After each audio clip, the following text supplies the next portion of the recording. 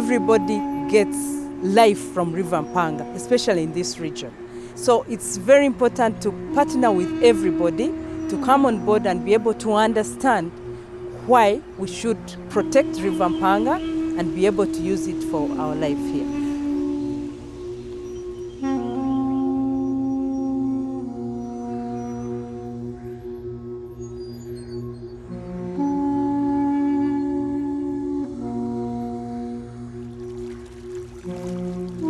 This is the only river that is in this area where everyone is feeding on. So River Mpanga is very important not only in this community but in the entire district and in the region.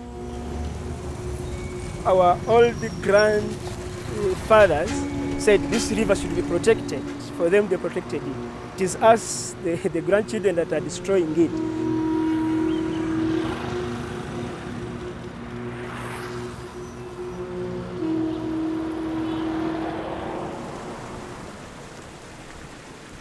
This Mpanga water is good in our lives because it's the only river we have here, and if we can spoil it, that means that we are spoiling our lives. I use it as a person by washing clothes for my children, by cooking, and even giving to my animals to drink, and even myself. It was common for people to use the river for washing, bathing, and then the stone quarrying.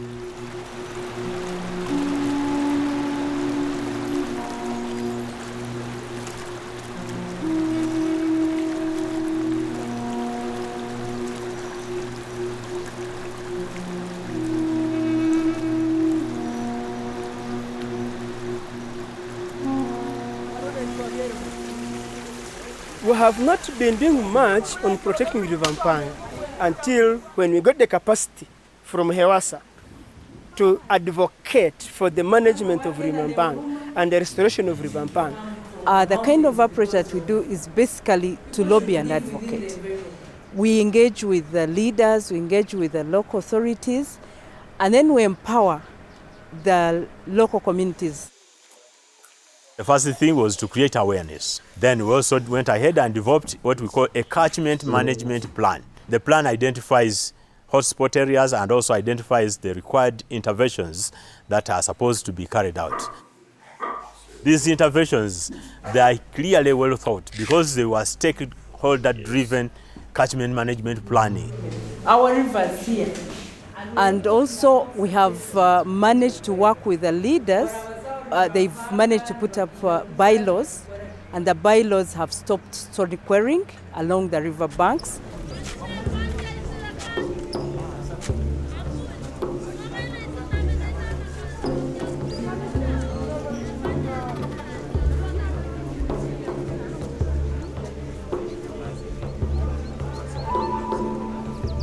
To dialogue on the issues of our River Mpanga and to see. The first dialogue meeting that we had, even the LOC1 did not understand what we were talking about. They rioted, they said, no, these policies are not good. Partners working on River Mpanga. That money. Chances of sensitizing our. When they came out of the river, they started saying, we have not got anything. We no longer get money.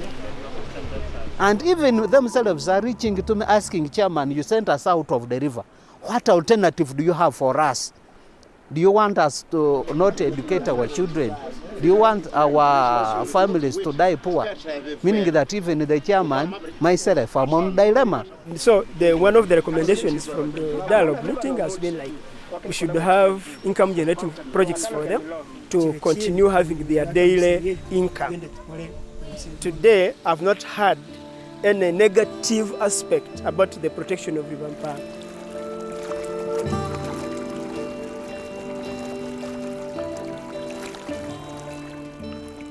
You are seeing here, we have not used any force, either shooting or what, no.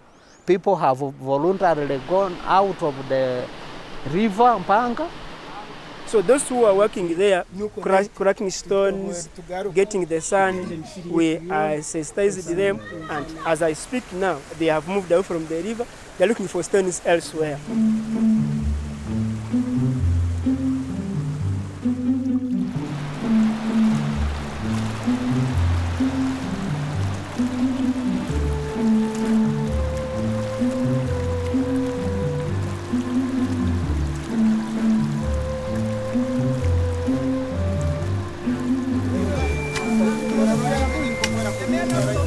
One moment that really makes me very proud and excited is seeing the community members themselves, the households, who expected much more money from the eucalyptus trees at that point to be cut.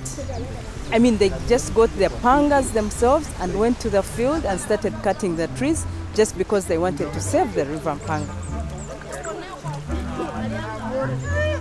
Another thing that we've done is planting trees, environmental friendly trees upstream.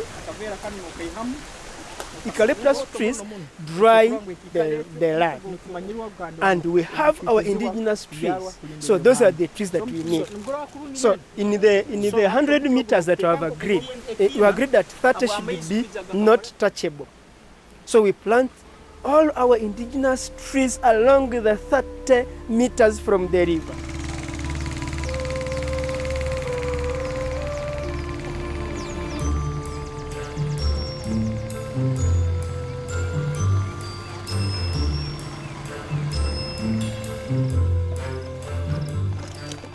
For Watershed program, the remaining challenges are waste management. Along the river, there are a lot of markets. So all the garbage, all the waste is thrown into the river. The waste that is deposited into this river actually gets stuck at different points of the river where the vegetation is kind of thick. So what happens is that they disrupt the ecosystem. Partners mobilized the community members. They came out here, cleared the entire river of the plastics that were stuck in there, and then also made clear, as you can see behind the river bank, and the waste is collected and taken to the dumping site in Kitere. Some of these plastics which you can see which are dirty, they were collected from River Mpanga. They were just brought 2 days ago from River Mpanga, and now they are here. You know, the moment they consume contaminated water, then they are likely to get diseases, typhoid, cholera, and others, which could come up as a result of poor hygiene and sanitation. So we need to go through the whole stream of River Mpanga to achieve our results. It shouldn't only be on the upper stream, but should also go on the lower stream and along the river. So the community will benefit getting good water, and the River Mpanga will be protected from being polluted. So that's the balance actually that where we are moving on.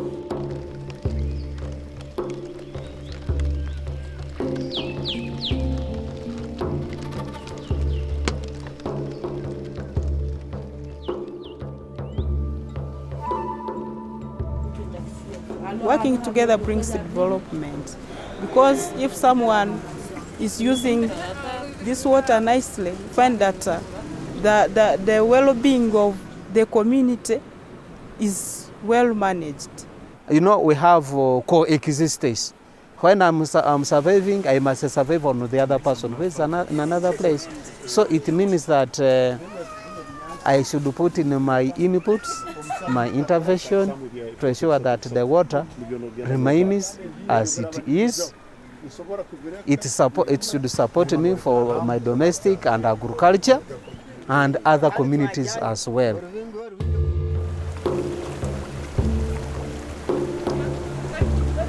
We work together to protect our river Mpanga safely.